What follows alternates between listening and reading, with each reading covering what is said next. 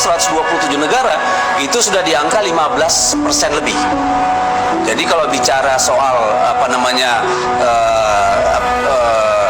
relaksasi ya atau kemudahan pajak, kita ini hebat ya. Lalu kita lihat belanja pemerintah untuk belanja sosial kita di angka 16,6%. Saat negara-negara berkembang rata-rata sudah 30%. Pajak adalah instrumen negara untuk melahirkan keadilan. Jadi tentu pernyataan bahwa pemerintah kejam, saya kira itu pernyataan seperti yang dilontarkan oleh Bang Mardhani, itu sangat kejam, bahkan keji kalau menurut saya. Jokowi itu lahir dari rahim PDI Perjuangan.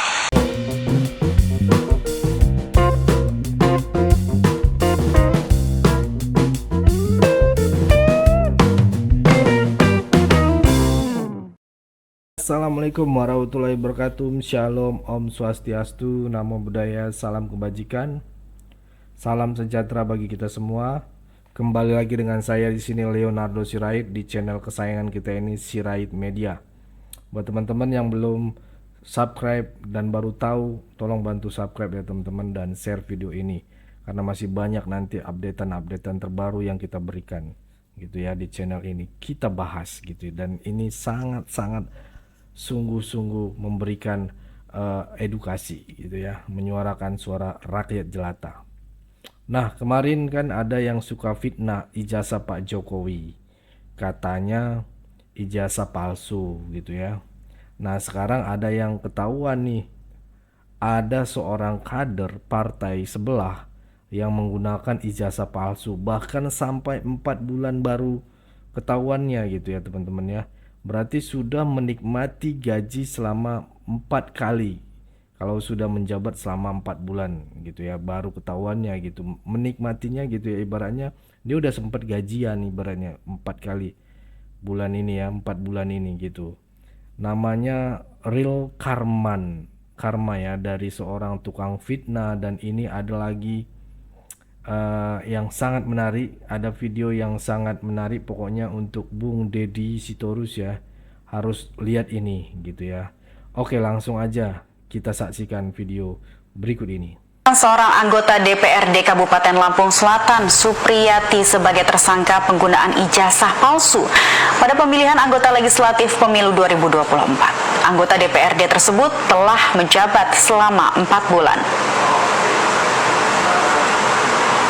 Ya, Direktorat Reserse Kriminal Khusus Polda Lampung menetapkan seorang anggota DPRD Kabupaten Lampung Selatan, Supriyati, menjadi tersangka penggunaan ijazah palsu. Tersangka Supriyati menggunakan ijazah palsu untuk mendaftar pada pemilihan anggota legislatif pemilu 2024, daerah pemilihan 6 meliputi Kecamatan Tanjung Bintang, Tanjung Sari, dan Merbau Mataram. Dalam kasus ini, anggota fraksi PDI Perjuangan yang baru menjabat 4 bulan sebagai anggota DPRD tersebut menjadi tersangka bersama Ahmad Sarudin yang merupakan Kepala Pusat Kegiatan Belajar Masyarakat Bougainville yang menerbitkan ijazah paket C palsu.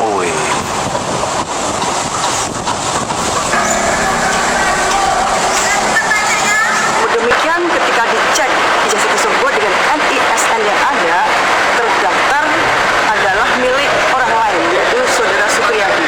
Oleh karena itu, setelah melakukan perkara dan sebagainya, pada tanggal 6 Desember telah ditetapkan 2 orang, yaitu saudara Supriyati selaku pengguna ijazah tersebut dan juga saudara AS selaku penerbitnya sudah menjadi. Kita beri dukungan penuh kepada Presiden Prabowo. Kita semua dan seluruh rakyat Indonesia, saya yakin, menunggu kado tahun baru 2025 dari Presiden Prabowo. Batalkan rencana kenaikan PPN 12%. Wait a minute. Bahwa prinsip yang berlaku di semua negara, segala produk dan jasa itu dipajaki di seluruh negara ya. Nah, kita masih termasuk negara yang sangat rendah ya. Kalau kita lihat data-datanya itu, kita masih di 10%. Rata-rata negara itu 127 negara itu sudah di angka 15% lebih. Jadi kalau bicara soal relaksasi ya atau kemudahan pajak, kita ini hebat ya. Lalu kita lihat belanja pemerintah untuk belanja belanja sosial, kita di angka 16,6%. Saat negara-negara berkembang rata-rata sudah 30%. Pajak adalah instrumen negara untuk melahirkan keadilan. Jadi tentu pernyataan bahwa pemerintah kejam, saya kira itu pernyataan seperti yang dilontarkan oleh Bang Mardhani, itu sangat kejam, bahkan keji kalau menurut saya. Ya, karena tidak mungkin ya bahwa kenaikan pajak itu dimaksudkan untuk membuat rakyat menderita. Tidak mungkin bahwa kenaikan pajak itu dimaksudkan untuk membuat rakyat menderita. Itu dulu kita sepakati, ya. Dari mana sih pemerintah mampu membayar belanja pegawai, melakukan belanja publik? Mayoritasnya dari pajak. PPN naik 12%, soalnya Prabowo trauma 11/100. Apa hubungannya? Jadi mbaknya ini demo PPN apa melampiaskan sakit hati nih gara-gara kalah pilpres? Kan jadi ketahuan soalnya bawa-bawa 11/100. Gini loh Mbak E, waktu RUU HPP ini dibuat tahun 2021 ya, yang jadi ketua panitia kerja atau ketua panja itu Bapak Dolfi. Bapak Dolfi ini dari Partai PDI Perjuangan. Terus hampir semua fraksi yang ada di Komisi 11 DPR RI itu setuju menaikkan PPN kecuali PKS. Jadi ya partai-partai yang mengusung Pak Prabowo, Pak Ganjar, Pak Anies ini kemarin setuju menaikkan PPN kecuali PKS. Nah terus kalau udah jadi undang-undang, emang yakin kalau yang jadi Ganjar atau Pak Anies nggak akan jalan 12%-nya? Pak Ganjar, ingat Pak Ganjar ini kader partai, petugas partai. Kalau kata Bu Mega, kalau nggak menurut sama partai, out, ya. Dan kata Bapak Bambang Pacul, kami ini yang di DPR menurutnya sama siapa? Sama Bu Ketum. Yakin Pak Ganjar bisa menentang itu sama partainya, nggak jalan itu 12%. Terus Bapak Anies Baswedan, ya. Kalian tuh cari ya statementnya Bapak Anies Baswedan saat ngomongin undang-undang IKN. Kata Pak Anies, kalau udah jadi undang-undang, ya tetap harus dijalankan, harus menjalankan amanat undang-undang. Nah yakin Pak Anies nggak akan jalanin itu undang-undang HPP itu, PPN naik 12%. Sedangkan semua partai yang musuh mereka kemarin setuju PPN dinaikkan. Terus balik lagi nih, jadi apa hubungannya tuh 11/100? Kata gue mah ya, cepet sembuh ya. Ini udah hampir setahun loh pilpres loh, masih aja nyimpen sakit hati. Jangan disimpan, takutnya kan sakit beneran, ntar harus ke rumah sakit berobat pakai BPJS. Mak, ada pesan dari Bang Deddy Sitorus mengenai Pak Jokowi. Ayo kita simak yuk, udah bawa malaikat dia nih. Jokowi itu lahir dari rahim PDI Perjuangan. Oh, sebentar, nggak sepakat aku Bang Deddy Sitorus ya. Pak Jokowi itu lahir dari rahim ibunya. Ya, bukan dari rahim PDI Perjuangan. PDI Perjuangan itu partai ya. Oke, cocok ya. Sejak dia menjejakkan kaki di dunia politik, menjadi wali kota Solo 2 periode, 1 periode meskipun tidak penuh menjadi gubernur DKI Jakarta, lalu menjadi presiden 10 tahun. Itu tentu ada andil keringat tenaga dari PDI Perjuangan. Jangankan kami PDI Perjuangan, mungkin malaikat pun tertipu dengan kelakuan 1 tahun terakhir. Bentar. Yang tertipu siapa? Malaikat. Abang tahu dari mana malaikat tertipu? Coba. Udah ngomong sama malaikat abang rupanya? Hah? Kayak mana maksudnya? Coba jelaskanlah dulu. Bingung kami nih masyarakat, Bang. Yang jelas Bang Deddy Sitorus, ku jelaskan ya, tingkat kepuasan masyarakat terhadap kinerja Pak Presiden Jokowi itu mencapai 80% lebih. Ini ada beritanya ya. Jadi kami masyarakat tidak tertipu, malah merasa bangga mempunyai Presiden Jokowi ya, yang sekarang dilanjutkan oleh Presiden Prabowo Subianto. Jadi kalau abang bagian dari 20%, ya nggak ada masalah, silahkan saja. Yang jelas kayak masyarakat tidak merasa tertipu, dan jangan bawa malaikat, sakit kuping malaikat itu nanti ya. Abang bawa dia, abang ketemu pun belum kan sama malaikatnya. Saya itu kurang Islam apa? KTP jelas. Istri saya cucu kiai yang jelas NU. Mertua saya P3. Kurang apa coba? Kita balik lagi ke masa depan. Oke. Ini kok Pak Ganjar apa nonton film porno? Kalau saya nonton film porno itu salah saya di mana? Nggak salah saya di mana kalau saya nonton gambar porno, film porno? Saya suka kok.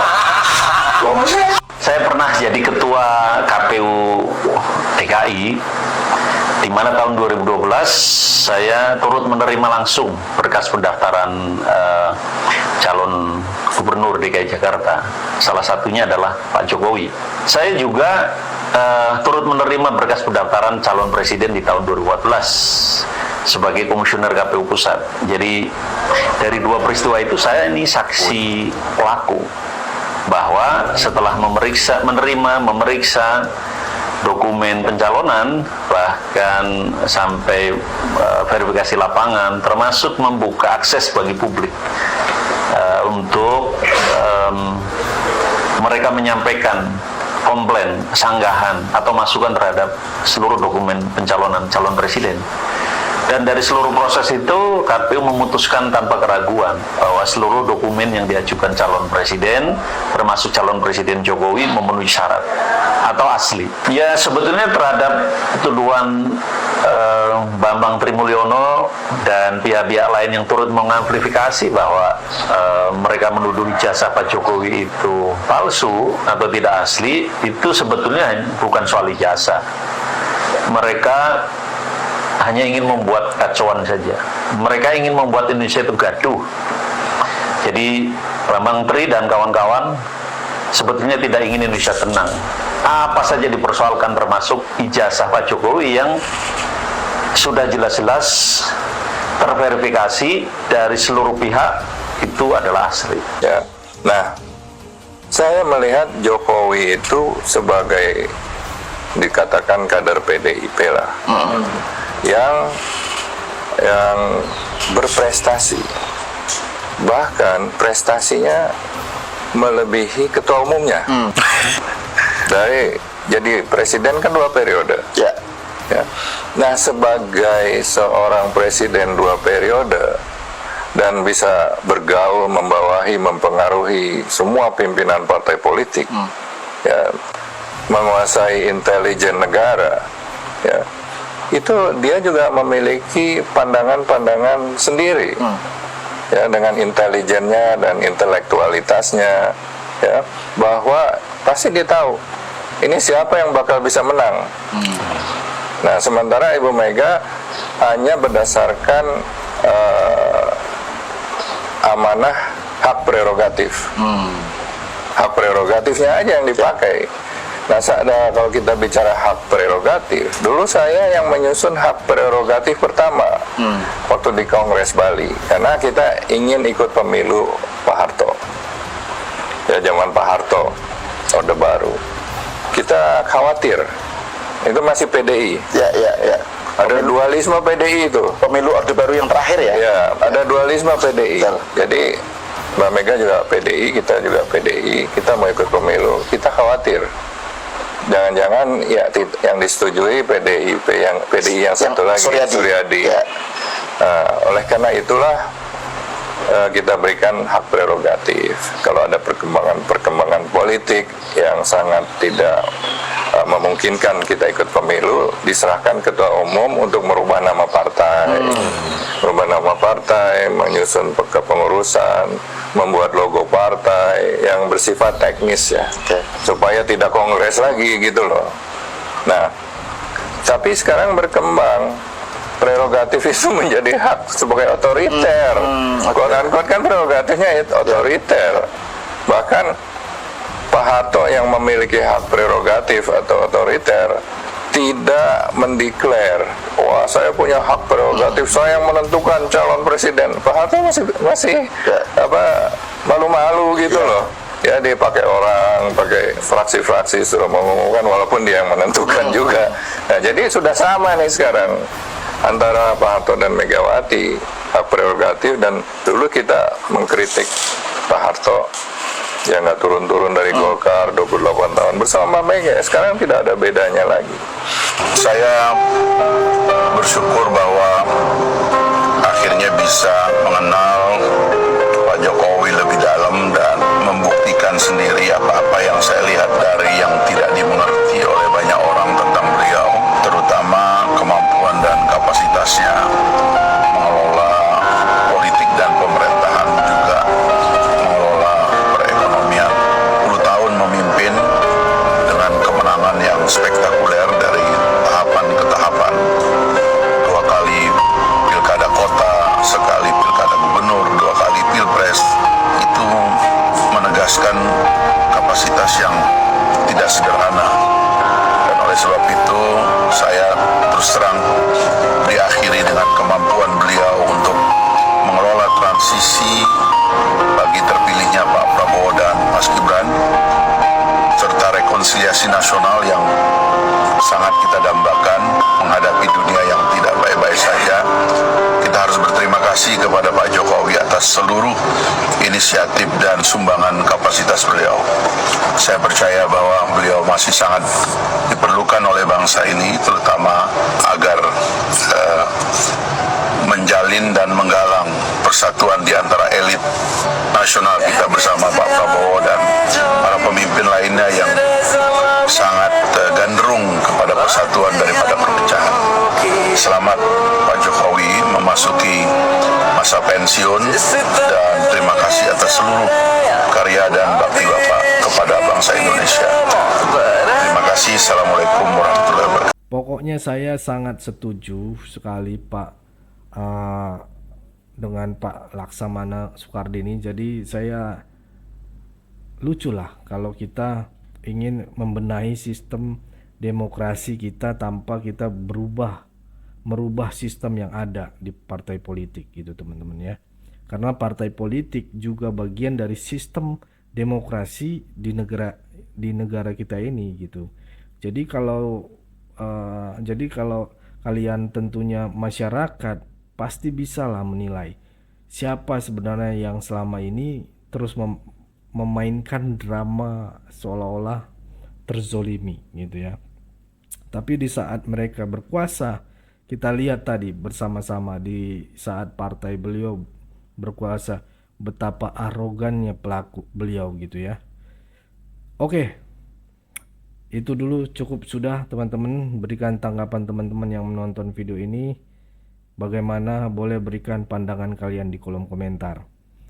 Pesan saya pokoknya tetap jaga persatuan Indonesia, jangan mau dipecah belah, jangan mau diadu domba, karena NKRI harga mati. Saya Leonardo Sirait, mohon undur diri. Bye-bye.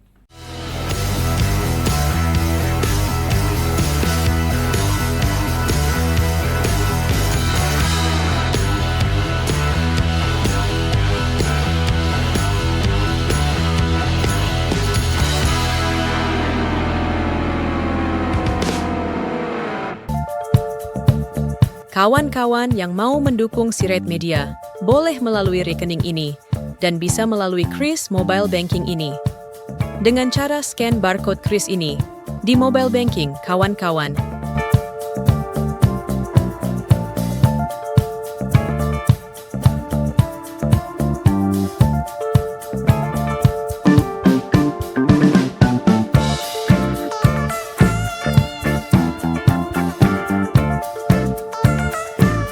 Dan jangan lupa juga mendukung pelayanan di yayasan kami melalui rekening ini dan bisa melalui Kris Mobile Banking ini dengan cara scan barcode Kris ini di mobile banking kawan-kawan. Berapapun itu sangat berguna bagi pelayanan kami. Mari terus kita suarakan suara rakyat jelata dan terus berdampak bagi Indonesia. Terima kasih.